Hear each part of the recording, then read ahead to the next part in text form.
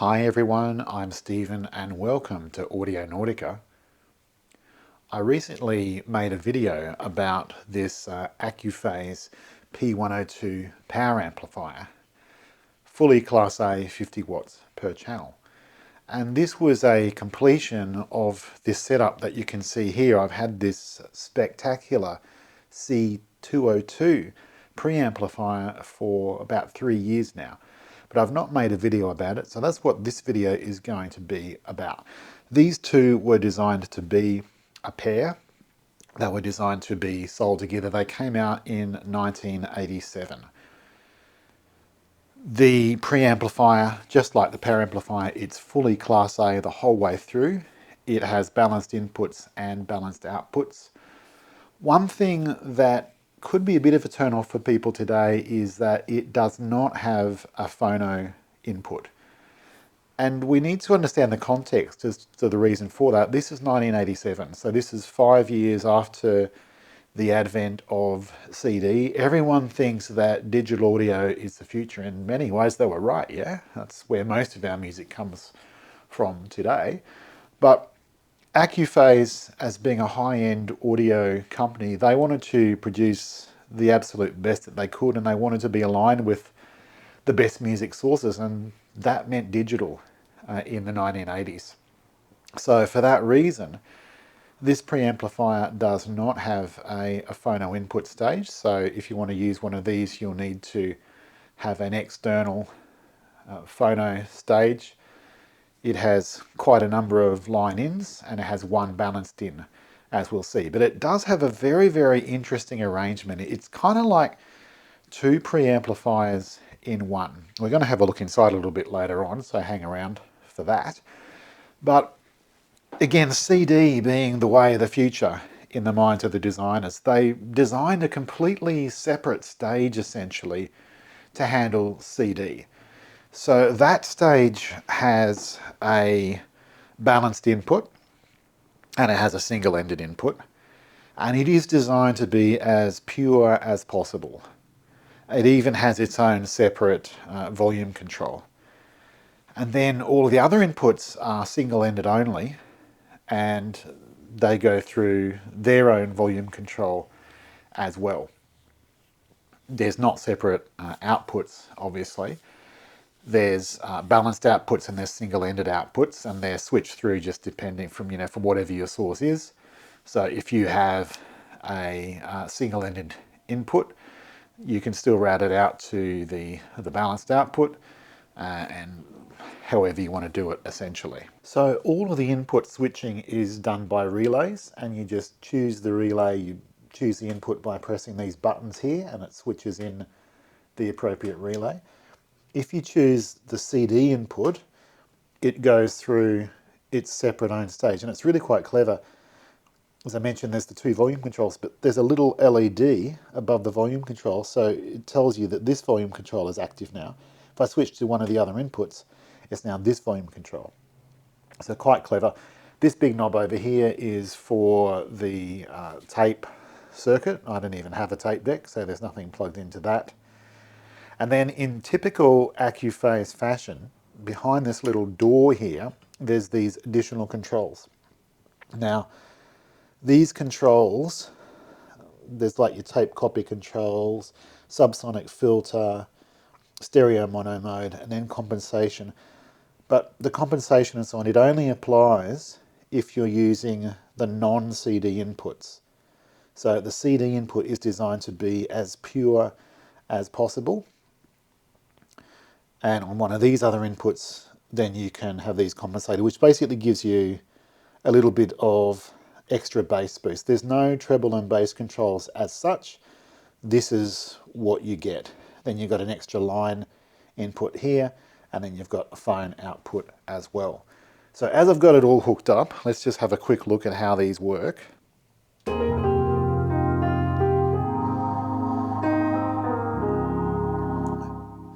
So this is on the CD input, so this is balanced in, so it's balanced the whole way through now. And these don't do anything.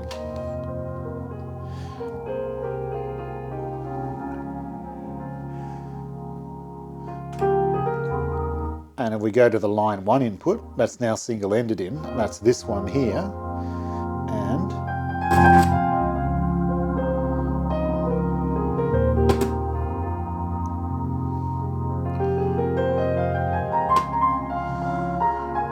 so it gives you that little bit of extra bass boost. 20 dB attenuator applies on all inputs. It's on that input as well, the CD input.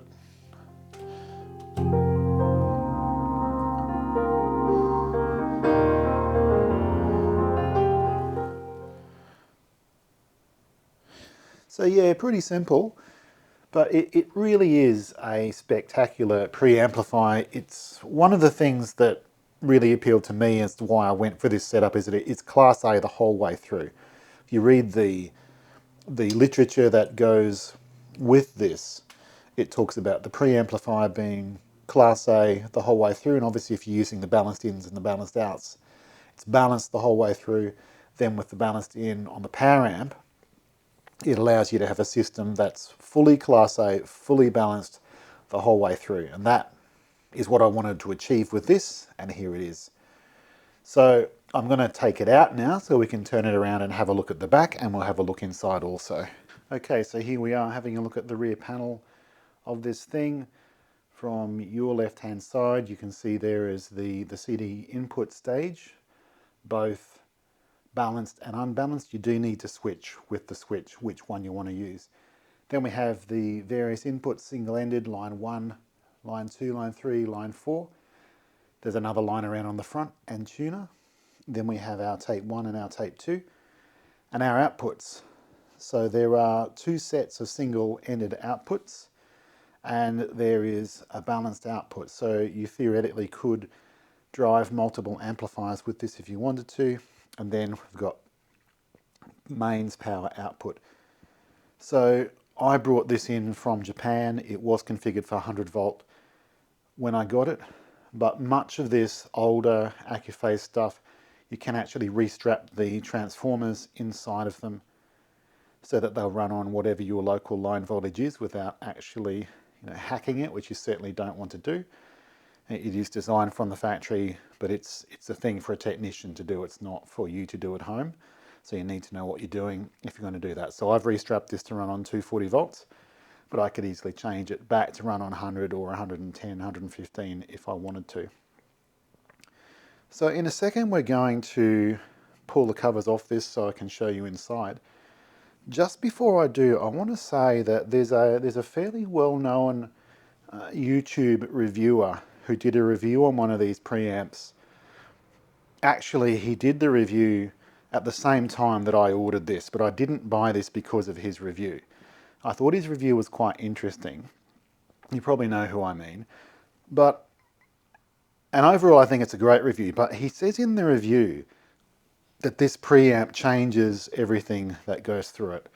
And I fundamentally do not agree. I just don't think that that is the case at all. I mean, a preamp is not supposed to do that. Especially when you're using the CD inputs. The whole point of this is to be as pure as possible, to get your signal into the power amplifier without messing with it. Okay, so we saw those compensation buttons on the front that give you a bit of bass boost. Yes, that's because you've chosen that you want it. But I just do not agree. I mean, I've been using this preamp in my system for 3 years now. I do not agree that it colours the music in a negative sort of way.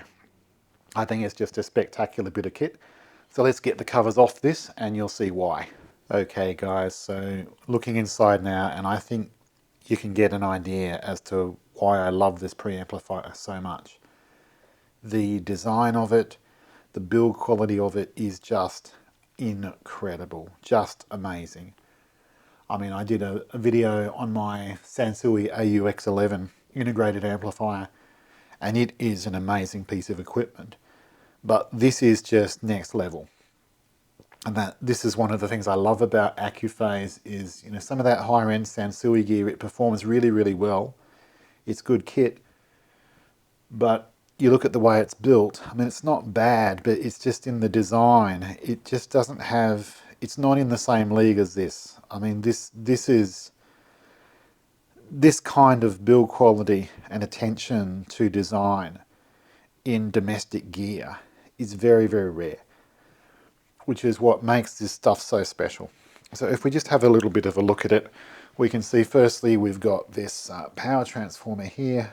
Remember, this is a preamp. I mean, there's plenty of power amps out there that have got a transformer that's that size. So there's your power transformer. Then this obviously is your power supply board here. So you've got these big beefy electrolytics here. All of these electrolytics that you can see, certainly the bigger ones, they're all Elna. So these Elna for audio. These ones along here, they're all Elna for audio. Even these little fellas down here that you can see, they're all Elnas. So they're high quality, high grade capacitors. This is one of the reasons why you don't just dive in and replace all the capacitors. I mean, if you ripped all these capacitors out just for the fun of it, you'd ruin this. This has got really, really good capacities in it. If there's nothing wrong with them, you leave them there. And you can just see the flow through of the design. You can see the symmetry of the design. And look at this heat sinking. I mean, again, you know, you get some power amplifiers that haven't got much more heat sinking than that. This is a preamplifier. But because it's all Class A the whole way through, it does run a little bit warm. So that's obviously why it needs these heat sinks. Then also at the back, you can see here all of our inputs obviously are on the back end. But look at this row of relays here. Just incredible. How many are? 1, 2, 3, 4, 5, 6, 7, 8, 9, 10, 11, 12, 13, 14, 15 relays. Just there. And then there's 1, 2, 3, 4, 5, 6, 7 relays there. So it's that 22 relays, if I've counted correctly. 22 relays in a preamp. So, you know, there's no mucking about here. You can see all the little trim pots here for adjusting the various stages. So here we've got, this one is cold offset, this one's hot offset, that's hot offset, that's cold offset, left channel, right channel. Then you've got your line offsets, there's a CD offset I saw floating around somewhere, all sorts of things. So there's certainly a lot to this thing. I mean, at the end of the day, a preamplifier is essentially a smart signal switch or an electronic signal switch, ideally, but it ain't that simple. So that's the top side, and we'll have a quick look at the underside while we're at it. And there is the underside there. Not quite as spectacular as the top side, but again, really see really, really nice build quality. Remember, this is 1987 domestic gear. I mean, look at these flexible ribbon cables. I mean, we take these things for granted now. But this is 1987 and a bit of domestic equipment. So I think that's pretty amazing. And also the clever design that you've got these pins that come through the boards for the various sort of interconnects. You've got these cables that plug on here. There's pins coming through from the other side of the board that those are all plugged into. So it's just really, really nicely built. So anyway, I think that's probably enough for now. Looking at this spectacular Accuphase C-202 preamplifier. The great thing about these amplifiers is I do see these come up quite often. I mean, maybe every 6 months or so I've seen one come up. I have seen them come up on the dealer that I bought mine from. There's one there now, actually.